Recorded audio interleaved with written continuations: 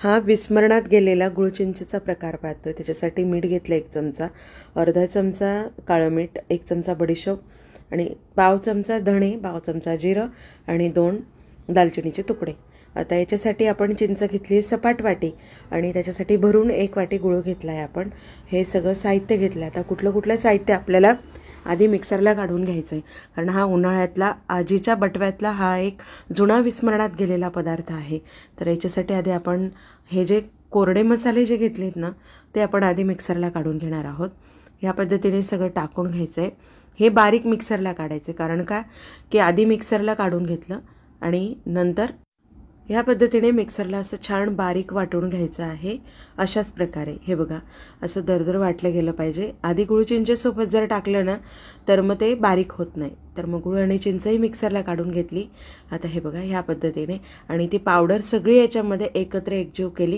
ते करत असतानाचा व्हिडिओ स्किप झाला आहे आणि ते सगळं मिक्स करून त्याच्या अशा गोळ्या बनवून घेतल्या आहेत। ह्या गोळ्या तुम्ही ऑफिसला जात असाल किंवा कुठे कामावर जात असाल तर ह्या एका पिशवीत घालून डब्यात तुम्ही नेऊ शकता। जेव्हा तुम्हाला असं कोरडं जाणवतं त्यावेळेस तुम्ही पाण्यामध्ये ही गोळी टाकून एक 2 ते 3 मिनिटात ती डिझॉल्व होते गोळी पाण्यामध्ये, आणि छान पण्यासारखं, अगदी उन्हाळ्याचे दाह कमी होण्यासाठी आणि उन्हाळी लागू नये। कोणाला तिडीकचा त्रास होतो, कोणाला उन्हाळ्याचा त्रास होतो, नाकातून रक्त येतं, त्याच्यासाठी अतिशय उत्तम अशी ही गोळी आहे।